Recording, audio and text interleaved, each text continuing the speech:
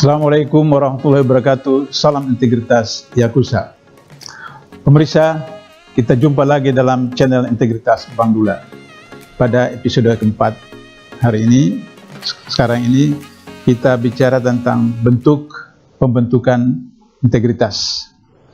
Jadi tadi kita sudah bicara tentang tahapan-tahapan integritas. Sekarang kita bicara tentang bagaimana metode pembentukan integritas itu. Ada 3 indikator untuk kita bicara tentang metode pembentukan integritas. Yang pertama adalah pengenalan integritas. Yang kedua, pembelajaran integritas. Yang ketiga, pelaksanaan integritas melalui perbuatan. Kita coba dengan yang pertama, pengenalan integritas. Pengenalan integritas itu bisa melalui atribut. Jadi kalau kita biasa tahu bahwa itu kantor BKKBN, maka ada atributnya itu adalah ayah dan ibu, kemudian 2 anak, kanan dan kiri. Jadi atribut. Sehingga dengan begitu, ketika misalnya kita melakukan integritas, mengenalkan dengan atribut, atribut apa misalnya? Contoh, kalau naik bis, naik kereta api, naik kendaraan umum, beratur, antri. Jadi itu berarti menunjukkan tentang bagaimana mengenalkan integritas antri. Saya di bandara, biasa kalau misalnya lagi antri, meskipun saya waktu itu sebagai salah seorang pejabat negara, kalau kemudian ada orang yang maju ke depan, langsung duduk depan, saya datang terus tepuk bahunya, belakang. Nah, jadi itu adalah bagaimana kita mengenalkan tentang integritas. Di kereta api, sebelum kereta api yang sekarang menggunakan AC, kereta api lama, kemudian ya duduk di sebelah saya itu dia merokok, saya terus kemudian tepuk pahanya, rokoknya hentikan seperti. Nah, jadi kita melakukan penampilan atribut-atribut integritas, baik dalam pakaian, baik dalam alat-alat bantu, alat peraga, maupun juga perbuatan. Yang kedua, sosialisasi. Jadi kita mengenalkan integritas itu juga dengan sosialisasi. Sosialisasi itu bisa dalam bentuk ceramah, bisa dalam bentuk penulisan, bisa dalam bentuk dialog, bisa dalam bentuk diskusi, seperti itu. Ketika saya masih di KPK, setiap bulan Ramadan, itu 1 bulan, di salah satu TV, setiap hari, 5 menit menjelang buka, itu disampaikan tentang bagaimana sosialisasi saya dari 30 perbuatan korupsi yang ada di KPK setiap hari, atau juga di radio tertentu. Nah, itu adalah sosialisasi. Tapi yang ketiga adalah kampanye. Kampanye itu artinya bahwa semua pihak, semua masyarakat, apakah pejabat, apakah masyarakat dan seterusnya itu secara masif. Bukan hanya sebatas sosialisasi saja yang seakan-akan ada kesempatan kita sampaikan, tapi kalau kampanye itu betul luar biasa, masif.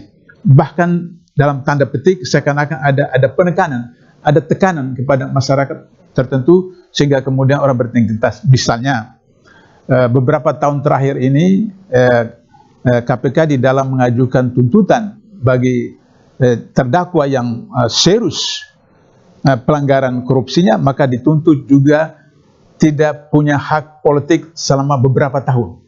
Nah, jadi itu kampanye masif, sehingga orang kemudian berpikir beberapa kali untuk melakukan korupsi, karena kalau misalnya ada yang anak muda, dia hebat ketika jadi mahasiswa, cerdas, kemudian perilakunya sehari-hari juga baik, memimpin satu organisasi mahasiswa, tapi kemudian terlibat korupsi, maka kemudian KPK menjatuhkan hukuman tambahan adalah menarik, membatalkan, menghilangkan hak politiknya selama sekian tahun. Nah, seperti itu. Jadi itu adalah bentuk kampanye tentang integritas secara masif. Nah, yang kedua, daripada bagaimana metode pembentuk integritas ada pembelajaran. Jadi pembelajaran itu mulai dari SD sampai universitas perlu ada mata pelajaran pendidikan anti korupsi. Jadi kalau di SD sampai SMA, karena KPK tidak ingin mau memberatkan beban murid-murid, maka tidak dikasih mata pelajaran baru, tapi dikasihkan modul. Modul-modul itu bergantung kepada gurunya. Kalau guru sejarah, maka guru sejarah itu akan menceritakan modul-modul bagaimana orang yang berintegritas. katakanlah bercerita tentang Bung Hatta. Bung Hatta yang ketika jadi wakil presiden niat untuk membeli sepatu Beli. Sampai beliau meninggal tidak berhasil membeli sepatu Beli, padahal beliau wakil presiden. Seperti itu. Atau Baharudin Lopa, mantan Jaksa Agung, yang itu kalau pergi tugas ke daerah tidak nginap di hotel, tapi di penginapan. Kenapa? Karena kalau di hotel biayanya besar. Kalau di penginapan berarti penghematan pada biaya APBN yang masuk di dalam SPJ mereka atau surat perintah jalan. Atau misalnya Muhammad Nasir, Ketua Masyumi, yang sampai meninggal tidak punya rumah sendiri. Begitu juga pimpinan-pimpinan Masyumi yang lain tidak punya rumah sendiri, kecuali Pak Sapri Purnegara, karena beliau adalah seorang pengusaha sehingga punya rumah sendiri. Nah, ini yang kita lihat sebagai bagaimana agar supaya pembelajaran itu diberikan di sekolah dengan menceritakan kisah-kisah bagaimana pejuang-pejuang dulu, bagaimana Jenderal Sudirman, Panglima Besar Sudirman dalam peperangan itu beliau selalu menjaga waktunya untuk sholat dan seterusnya. Begitu juga tokoh-tokoh yang lain. Jadi pembelajaran dari SD sampai SMA. Tapi kalau universitas, maka kemudian hendaknya minimal 2 SKS atau 3 SKS.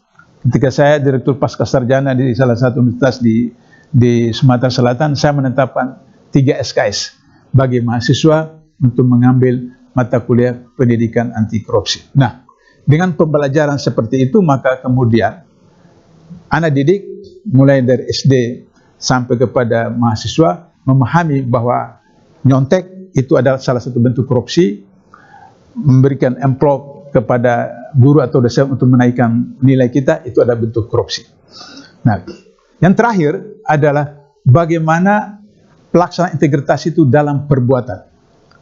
Di dalam Islam, Allah mengatakan begini, kabura maqtan innallahi am taqulu ma la taf'alun. Murka Allah bagi orang yang mengatakan sesuatu tapi tidak melaksanakannya. Beberapa waktu yang lalu dengan bangganya Jokowi mengatakan bahwa harus anti barang-barang import. Tapi kemudian diimport 1 juta ton beras pada musim panen. Sekarang lagi musim panen. Saya tahu musim panen karena saya ada punya sawah, dan itu kemudian saya ditelepon dari Sukabumi, besok itu ada panen. Nah, artinya ini mengatakan bahwa anti kepada produk asing, tapi pada waktu yang sama membenarkan menterinya untuk mengimpor beras pada waktu musim panen. Seperti itu. Atau misalnya ketika waktu kampanye 2014, Presiden mengatakan bahwa kabinet akan ramping, orang partai tidak boleh jadi menteri, tapi ternyata hari ini apa yang terjadi adalah bahwa kabinet juga tetap gemuk, dan kemudian ketua umum partai tetap jadi menteri. Dan kemudian sekarang yang terakhir adalah staf istana berebut pimpinan dari satu partai, yaitu Partai Demokrat. Nah, ini yang tidak sesuai dengan apa yang diucapkan dan apa dilaksanakan. Oleh karena itu maka kata orang Barat, the best instruction is action itself.